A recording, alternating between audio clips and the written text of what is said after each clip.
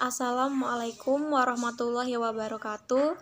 Di sini kami dari kelompok 8 akan mempresentasikan hasil makalah kami yang berjudul Evaluasi Program Bimbingan dan Konseling Islam. Pertama-tama saya akan memperkenalkan anggota kelompok 8.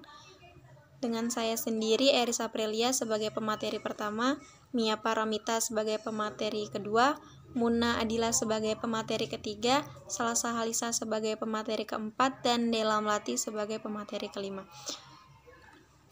Baik, di sini yang pertama saya akan menyampaikan materi tentang pengertian evaluasi. Evaluasi di sini adalah serangkaian aktivitas yang dimaksudkan untuk menentukan seberapa jauh tujuan-tujuan yang telah dicapai.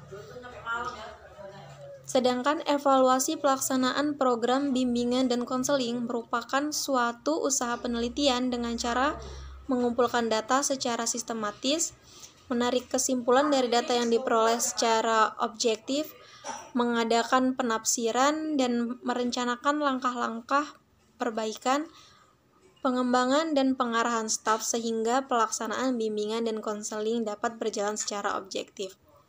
Dengan kata lain, bahwa keberhasilan suatu program dalam mencapai tujuan merupakan suatu kondisi yang hendak dilihat melalui kegiatan evaluasi. Selanjutnya, tujuan dan fungsi evaluasi. Yang pertama, tujuan dasar evaluasi adalah untuk lebih memahami suatu program. Penilaian program dilaksanakan untuk memperbaiki usaha-usaha yang telah dilakukan, pertanggungjawaban, meneruskan, memperbaiki, atau memberhentikan suatu program. Secara umum, penyelenggaraan evaluasi pelaksanaan program bimbingan konseling ini bertujuan untuk mengetahui kemajuan evaluasi pelaksanaan program bimbingan dan konseling atau subjek yang memanfaatkan pelayanan dari bimbingan dan konseling.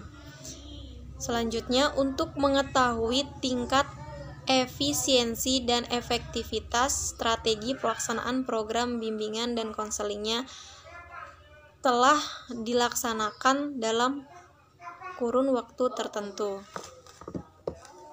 Baik, Assalamualaikum warahmatullahi wabarakatuh. Sama saya Mia Paramita. Di sini saya akan melanjutkan materi yaitu bagian kedua, fungsi evaluasi.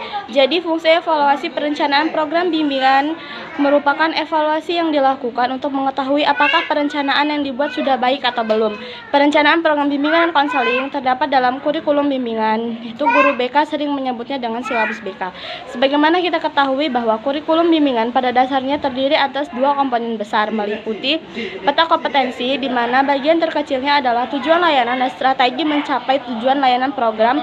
Dua, komponen kurikulum bimbingan ini merupakan suatu hal yang khas sehingga memerlukan cara atau teknik tersendiri dalam melakukan evaluasi. Dan orientasi utama dari evaluasi tujuan program bimbingan adalah untuk mengidentifikasi berbagai kebutuhan peserta didik dan juga untuk menyediakan arahan untuk perbaikan. Kemudian yang C, bagian prinsip-prinsip evaluasi. Menurut Gibson Al-Mitchell 1981, Depdikbud 1963 mengemukakan beberapa prinsip yang semestinya diperankan dalam penyelenggaraan evaluasi pelaksanaan program bimbingan dan konseling, yaitu yang pertama, evaluasi yang efektif, menutup pengenalan terhadap tujuan-tujuan program. Dua, evaluasi yang efektif memerlukan kriteria pengukuran yang jelas, melibatkan berbagai unsur yang profesional, kemudian menuntut umpan balik dan tindak lanjut sehingga hasilnya dapat digunakan untuk membuat kebijakan atau keputusan. Kemudian yang terakhir, evaluasi yang efektif hendaknya terencana dan berkesinambungan. Hal ini bahwa evaluasi bimbingan konseling bukan merupakan kegiatan yang bersifat insidental, melainkan proses kegiatan yang sistematis dan berkesinambungan. Saya rasa itu saja yang dapat saya sampaikan. Kurang dan lebihnya saya mohon maaf. Saya akhiri. Assalamualaikum warahmatullahi wabarakatuh. Di sini saya akan menjelaskan prosedur evaluasi program bimbingan dan konseling. Ada beberapa prosedur dalam melaksanakan evaluasi, diantaranya 1. menentukan tujuan evaluasi, yang dimana penentuan aspek tujuan ini menandakan bahwa konselor menginginkan tujuan yang tetap dalam program merupakan kompetensi yang menjadi tujuan program terbatas pada lingkup bimbingan. Dan yang kedua itu menentukan kriteria evaluasi, yang dimana sebuah program akan dikatakan berhasil dan sukses apabila memenuhi kriteria berhasil yang ditetapkan. Dan yang kriteria ini merupakan karakteristik program yang dianggap sebagai basis relevan dan penting untuk melakukan riset evaluasi. Pemberian nilai pada kriteria didasarkan pada keyakinan, pengalaman pribadi, pengalaman orang lain, dan hasil kajian teoritis. Dan yang ketiga memiliki desain evaluasi, yang dimana desain evaluasi program merupakan suatu rencana yang menunjukkan bila evaluasi kan dilakukan dan dari siapa evaluasi atau informasi yang dikumpulkan. Desain ini dibuat untuk meyakinkan bahwa evaluasi akan dilakukan menurut organisasi yang teratur dan menurut aturan evaluasi yang baik. Dan yang keempat itu menyusun tabel perencanaan evaluasi. Berdasarkan tujuan evaluasi yang sudah kita tetapkan, maka kita menyusun tabel perencanaan evaluasi. Tabel perencanaan ini terdiri atas 4 kolom yang terdiri dari kolom komponen, kolom indikator, kolom sumber data, dan kolom teknik pengumpulan data. Dan yang kelima, menentukan instrumen evaluasi, yang dimana teknik pengumpulan data yang digunakan dalam evaluasi pada aspek tujuan ini adalah dengan menyebarkan angket dan memberikan inventory. Dan yang terakhir, menentukan teknik analisis data, yang dimana evaluasi program bimbingan pada aspek tujuan ini menggunakan teknik analisis kuantitatif maupun kualitatif, yang dimana analisis data dilakukan dalam beberapa tahap. Yang pertama, penelaahan terhadap tugas perkembangan peserta didik dan tingkat permasalahan peserta didik. Hasil bimbingan itu sendiri.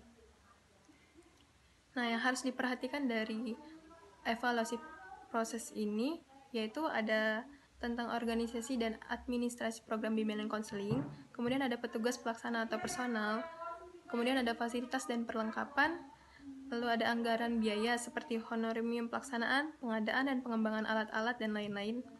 Kemudian yang terakhir ada kegiatan pelaksanaan program bimbingan dan konseling. Selanjutnya ada evaluasi hasil. Jenis evaluasi program ini dilaksanakan melalui peninjauan terhadap hasil yang diperoleh seseorang yang berpartisipasi dalam kegiatan-kegiatan dan melalui peninjauan terhadap kegiatan itu sendiri.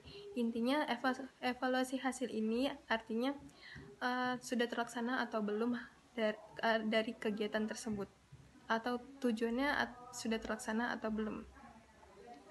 Kemudian bagian aspek evaluasi. Dalam proses evaluasi ini ada 2 macam, yaitu penilaian proses dan penilaian hasil. Aspek-aspek yang perlu dievaluasi dalam program bimbingan konseling itu meliputi kesesuaian antara program dan pelaksanaannya. Keterlaksanaan program, apa saja hambatan-hambatan dalam pelaksanaan program tersebut, dampak kegiatan bimbingan konseling, bagaimana respon peserta didik, dan perubahan serta perkembangan potensi peserta didik setelah program bimbingan konseling itu berlangsung dan dilaksanakan. Apakah mereka telah berkembang atau sebaliknya? Oke, materi selanjutnya yaitu tentang ruang lingkup dan aspek evaluasi. Ruang lingkup evaluasi sendiri dibagi menjadi 4 bagian, yaitu evaluasi peserta didik, evaluasi program, evaluasi proses, dan evaluasi hasil. Yang pertama ada evaluasi peserta didik. Evaluasi ini dilakukan untuk mendapatkan pemahaman peserta didik. Dengan pemahaman terhadap peserta didik sedini mungkin, maka akan mempermudah proses pelaksanaan program bimbingan dan konseling nantinya. Evaluasi ini dimulai dari pengumpulan data peserta didik yang ada di sekolah tersebut. Nah, data yang dikumpulkan itu terkait tentang kemampuan skolastik umum, bakat, minat, kepribadian, prestasi belajar, riwayat pendidikan, riwayat hidup, cita-cita, hobi, kebiasaan belajar, hubungan sosial, keadaan fisik, dan lain-lain. Kemudian, evaluasi program. Jenis evaluasi ini memerlukan alat-alat atau instrumen yang baik, karena evaluasi ini ditunjukkan untuk meningkatkan mutu atau kualitas program bimbingan dan konseling yang diselenggarakan. Evaluasi program ini diarahkan kepada program yang telah disusun. Apakah program itu sudah menjangkau layanan yang semestinya menjadi objek dari suatu pelaksanaan program bimbingan dan konseling, di mana layanan ini mencakup layanan kepada siswa atau peserta didik, layanan kepada guru, dan lain-lain. Yang selanjutnya ada evaluasi proses. Evaluasi proses ini merupakan penilaian terhadap proses pelaksanaan bimbingan dan konseling, di mana dalam pelaksanaan Saya dalam meneliti ingin menjelaskan tentang metode evaluasi. Ada beberapa metode yang bisa digunakan dalam melakukan evaluasi bimbingan dan konseling Islam. Yang pertama itu metode wawancara. Wawancara yaitu suatu teknik pengumpulan data yang dilakukan dengan tatap muka, pertanyaan diberikan secara lisan, dan jawabannya pun secara lisan pula. Terdapat dua jenis wawancara. Yang pertama itu wawancara langsung, yaitu pertanyaan diberikan kepada responden dan meminta informasi tentang dirinya. Yang kedua itu wawancara tidak langsung. Pertanyaan diberikan kepada responden dan meminta informasi tentang orang lain yang mempunyai ikatan dengan dia. Jadi, kita wawancara itu meminta informasi kepada orang lain kayak keluarganya, tetangganya, atau yang adik-adiknya yang berkaitan dengan dia. Terus yang kedua itu metode observasi, yaitu suatu alat pengumpulan data yang digunakan untuk mengukur tingkah laku individu atau proses terjadinya suatu kegiatan yang diamati dalam situasi sebenarnya. Salah satunya dengan observasi langsung, pengamatan yang dilakukan terhadap proses yang terjadi dalam situasi yang sebenarnya dan langsung diamati oleh pengamat. Yang ketiga itu metode kuesioner atau angket, yaitu sebuah daftar pertanyaan yang harus diisi oleh orang yang akan diukur atau responden. Dengan alat ini, orang dapat diketahui tentang keadaan atau data diri, pengalaman, pengetahuan, sikap, atau pendapat, dan lain-lain. Macam-macam kuesioner itu, yang pertama kuesioner langsung, kuesioner tidak langsung, yang terakhir kuesioner terbuka. Yang keempat, metode dokumentasi.